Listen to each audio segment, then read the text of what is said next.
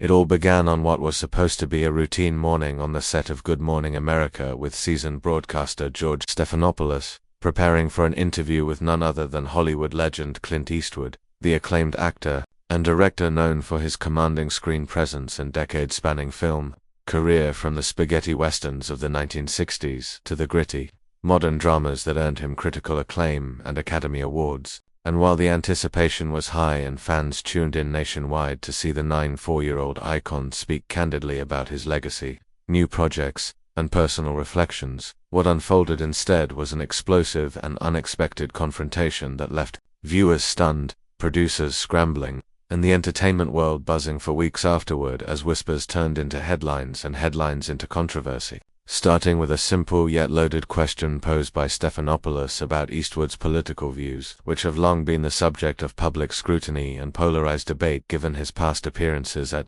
Republican national conventions and outspoken support for conservative values. And while Eastwood had agreed prior to the interview to keep the conversation focused on his cinematic legacy and upcoming biopic project centered around an unsung World War II hero, Stephanopoulos pivoted the discussion toward politics midway through the segment, pressing the actor with a pointed question about his stance on recent Supreme Court decisions and the current state of American democracy, which Eastwood initially tried to deflect with characteristic dry humor, but quickly turned serious as he accused Stephanopoulos of ambushing him and trying to score political points at the expense of genuine conversation, prompting a tense exchange where Eastwood raised his voice and fired back with sharp remarks about media bias, journalistic ethics, and what he saw as the degradation of public discourse in modern America. And as the camera continued rolling live, viewers watched in real time as what began as a spirited debate spiraled into a full-blown argument, with Stephanopoulos holding his ground and citing Eastwood's public record while Eastwood interrupted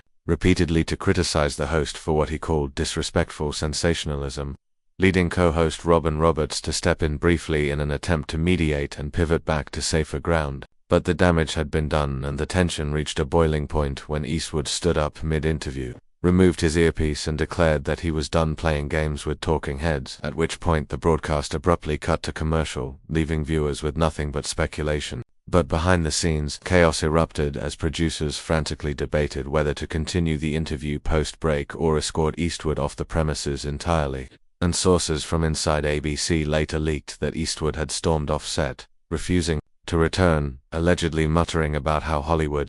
sold its soul to cable news and that men used to speak their minds without being vilified. And while ABC issued a measured statement later that day thanking Eastwood for his time and expressing regret over the unplanned direction of the interview, the fallout was immediate and widespread, with pundits, fans, and fellow celebrities weighing in across social media platforms, dividing into camps that either praised Eastwood for standing his ground and calling out perceived media manipulation, or condemned him for being combative and dismissive of journalistic questions. And within 24 hours, hashtags like #EastwoodOngMa, #Jorge vs. Clint, and #Hollywood Showdown began trending on X, formerly Twitter, with viral clips of the segment garnering millions of views and spawning countless memes, reaction videos, and think pieces, many of which dissected the deeper cultural and generational tensions symbolized by the clash between the grizzled, no-nonsense Eastwood and the polished, politically savvy. And as the dust settled, ABC executives were reportedly split on whether to issue an apology or stand by Stephanopoulos, who himself released a short statement defending the integrity of his questions and reaffirming his commitment to asking tough but fair questions. While Eastwood, never one to back down, doubled down in a subsequent interview with a lesser-known podcast, where he claimed that the mainstream media had lost its spine and that truth has become optional, sentiments that resonated deeply with his loyal fanbase and reignited debate over freedom of speech, cancel culture, and the evolving role of celebrities in political discourse. And while some speculated that the incident might tarnish Eastwood's legacy or dissuade studios from working with him, the opposite seemed to occur, with streaming platforms reportedly bidding for exclusive rights to a tell-all documentary about the GMA clash, while right-leaning networks invited Eastwood for exclusive sit-downs, though he declined most offers, citing exhaustion with media games. And meanwhile, Stephanopoulos returned to GMA the next day with a brief on-air acknowledgement of the previous day's events,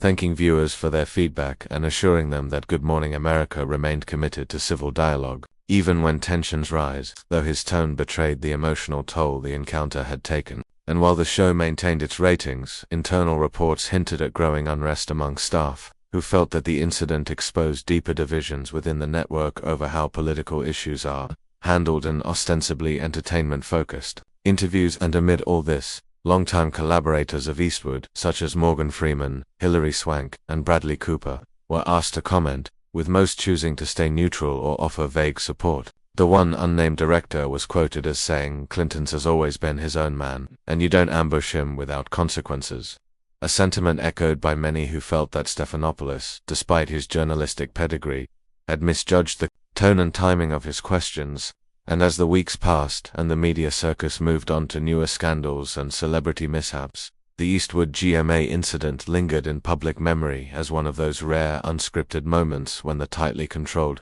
world of television cracks open to reveal raw, unfiltered emotion. And while Clint Eastwood resumed work on his film project in Northern California, reportedly unfazed and as focused as ever behind the camera, ABC quietly circulated new internal guidelines for high-profile interviews, warning producers to tread more carefully when dealing with veteran guests known for unpredictability. And perhaps the most enduring legacy of the confrontation is not the headlines it generated or the careers it momentarily disrupted, but the questions it forced us all to ask about the role of media, the value of free expression, and the delicate balance between accountability and ambush truth and entertainment, and whether in our rush to capture viral moments we've forgotten how to simply listen. And in that sense, Eastwood, who would true to his legacy once again played the unlikely cowboy, riding into a modern-day standoff, not with guns drawn, but with words sharp as bullets, reminding us that even in a world of teleprompters and talking points, there's still room for authenticity,